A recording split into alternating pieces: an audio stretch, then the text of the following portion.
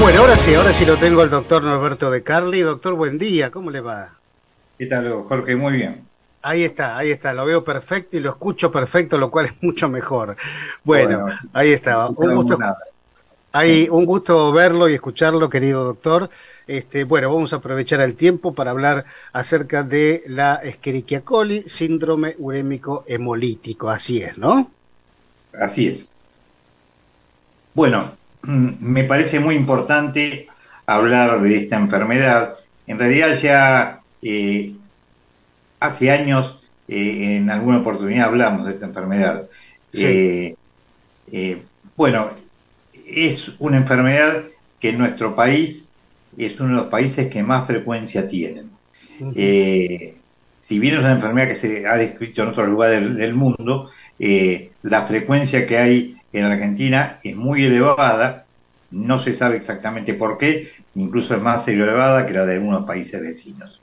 Más o menos se dan 250 casos nuevos por año y es una enfermedad que afecta principalmente a los chiquitos entre 1 y 5 años. Antes se daba en chicos más chiquititos, entre 1, 2, 3 años, pero ahora ha ido aumentando un poquitito la edad.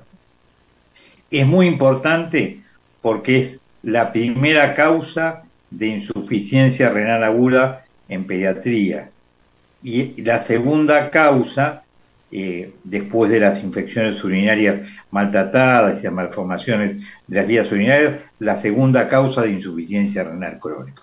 Entonces, por eso es muy importante prevenirla. Y Ujú. además que en el periodo agudo puede tener una mortalidad que está entre 2 y 3%, pero como le digo, hay chicos que después quedan con una lesión renal crónica y algunos fallecen de la lesión renal crónica. Está perfectamente determinado que el agente causal es la Escherichia coli, un tipo de Escherichia coli que es productora de la que se llama verotoxina o gigastoxina. Esto hay que aclararlo bien porque Escherichia coli hay un montón. Ajá. La Escherichia coli es un germen, un huésped normal del intestino y es la causa más importante de infecciones urinarias. Entonces, un chico o una persona que tiene una infección urinaria por Escherichia coli no tiene por qué pensar que va a ser un síndrome comprimento congénito porque no es esa la Escherichia coli. Es la Escherichia coli productora de verotoxina. Bueno, ¿dónde está cuál es el reservorio de esta bacteria? Fundamentalmente el ganado vacuno. Ujú. Entonces, la transmisión se hace fundamentalmente por los alimentos que provienen de la vaca, es decir, de la carne y de la leche. Pero ya vamos a llegar a eso. ¿Cómo se produce? Bueno, un chiquito de la edad que yo dije comienza con una diarrea y esa diarrea en un momento empieza a tener hilitos de sangre. Es una diarrea sanguinolenta. Eh, en los 2 o 3 días posteriores, eh, esa toxina produce reacciones en diferentes órganos, de los cuales los dos más importantes son el riñón y los glóbulos rojos. Entonces el chiquito empieza a dejar de orinar o a disminuir francamente la cantidad de orina hasta que después deja de orinar y por ahí no orinan durante varios días. Ah, Eh, y entonces por eso es que en estos chiquitos es muy frecuente que haya que requerir, sí, requerir de la diálisis peritoneal.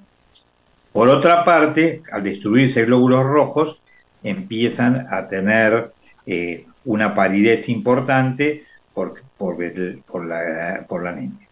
Pueden tener otros síntomas, pueden tener convulsiones, pueden tener otros síntomas, pero fundamentalmente los dos síntomas fundamentales son anemia por un lado y afectación renal con insuficiencia renal y falta de producción de orina por otro.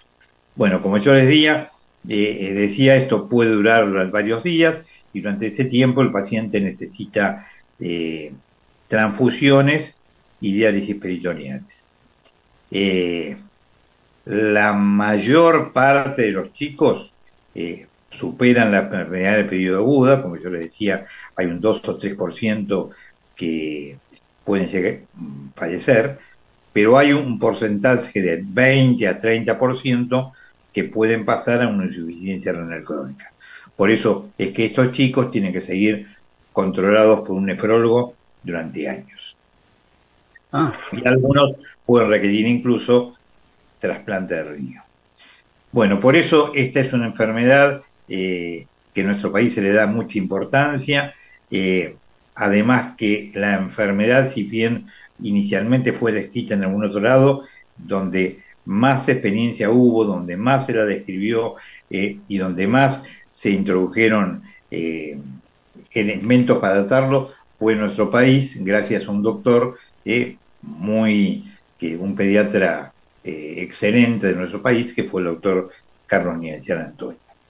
Y como Gian Antonio había nacido el 19 de agosto, el 19 de agosto es el Día Nacional de la Lucha contra el Síndrome Urémico Hemolítico. ah, ok, ok. Bueno, eso en síntesis con lo que es la enfermedad, es decir, con lo que pasa en la enfermedad. Por supuesto que estos chicos tienen que estar internados y internados generalmente varias semanas, como ya le digo, muchos de ellos con diálisis peritoneales. ¿Qué es lo que podemos hacer para prevenirlo? Que es lo más, que más nos interesa. Si tenemos la mala suerte que a un hijito nuestro le agarre la enfermedad, y bueno, si habrá que ponerse en manos del pediatra, del nefrólogo, internarlo y hacer lo que ellos digan. Pero ¿qué es lo que podemos hacer? Bueno, tener en cuenta que el mayor reservorio es el ganado vacuno. Ujú. Entonces, lo que hay que hacer es tener todos los cuidados para evitar la contaminación. Es muy común que en el momento de carnear una vaca, de matarla, se contamine en un momento su carne con restos de materia fecal del animal. Y como el germen está en la materia fecal, la carne puede contaminarse con la Escherichia coli. La Escherichia coli muere con la cocción, a 70 grados muere. Pero como todos sabemos, no es tan fácil cocinar la carne picada, fundamentalmente la carne de hamburguesas, como la carne un churrasco. Ujú. Entonces, por eso es que la carne que se consume tiene que ser siempre bien cocida. Es decir, no puede ser carne que tenga mucho jugo, carne muy roja. Y en el caso de que se utilicen hamburguesas, tienen que estar cocinadas hasta que el jugo que larguen sea totalmente transparente. En ese momento está en el punto de cocción exacto. De todas maneras, lo que se tiende es a evitar en los primeros años de vida, no hay una edad exacta, pero por lo menos en los 3 primeros años de vida, y puede ser un poquitito más también, hasta alrededor de los 5 años, el consumo de hamburguesas eh, caseras o hamburguesas en lugares de comidas rápidas. Eh, es lo primero. Con respecto a la leche tiene que ser de consumo, tiene que ser leche esterilizada o leche pasteurizada. No usar leche cruda porque esa es leche que puede estar contaminada con la Escherichia coli. Después, la otra cosa que hay que evitar es eh, cortar con el mismo cuchillo, en la misma tabla, en la misma mesada, la carne cruda y la carne cocida. ¿eh? Cuando se cortó carne cruda, hay que lavar bien todos los utensilios y después recién utilizarlos para cortar la carne cocida. Porque si el cuchillo está contaminado con Escherichia coli, por más que la carne esté bien cocida, es decir, cuando la cortemos, vamos a transmitir la Escherichia coli. Claro, claro. Hay otros alimentos, además de la carne y de la leche, es decir, verduras y demás, que a veces pueden contaminarse. Por eso es importante lavarlos bien antes de consumirlos. Y la otra cosa muy importante es el lavado de manos. Lavarse bien las manos, que pueden estar contaminadas con Escherichia coli, antes de preparar los alimentos. Todas esas medidas de de higiene son fundamentales. Pero fundamentalmente lo que le diría es el cuidado con la carne, bien cocida, y tratar de evitar la carne picada, las hamburguesas, en primer tiempo, en los primeros años de vida. Después, la otra cosa que hay que tener cuidado es al descongelar los alimentos. Un alimento Claro, hay que de que no esté mucho tiempo, por encima de los 4 o 5 grados, que es cuando se puede reproducir la Escherichia coli. Entonces, es preferible descongelarlos cuando se saca del freezer en la heladera y no sobre una mesada. Eh, la otra es, en general se calcula que fuera de la temperatura de heladera, la Escherichia coli se reproduce a partir de las 2 horas. Entonces hay que tener cuidado de que no estén más de 2 horas, que pueden ser acumulativas por alimentos descongelados. Entonces, claro, cuando uno va al supermercado, lo ideal es comprar todo lo que sea lácteos y carne a último momento, para que no esté tanto tiempo así. claro, Bueno, claro. esas son las medidas fundamentales, y después, bueno, tener en cuenta que cuando un chiquito comienza con un cuadro diarreico y en la diarrea aparecen hilitos de sangre, en ese caso consultar rápidamente con el médico. No todos los chicos que hacen diarrea por Escherichia coli terminan con un síndrome urémico hemolítico. No, no llegan a más del 10%, pero de todas maneras, ese chiquito que está con una diarrea sanguinolenta, hay que controlarlo, porque en cualquier momento puede llegar a serlo. Y Claro. fundamentalmente, además del control clínico, con algún análisis de orina o análisis de sangre, eso debe ser hecho por el médico. Claro, Y por claro. supuesto, la enfermedad, como todas las enfermedades, diagnosticada precozmente, la evolución es mucho más favorable que en el caso que el diagnóstico fue tardío.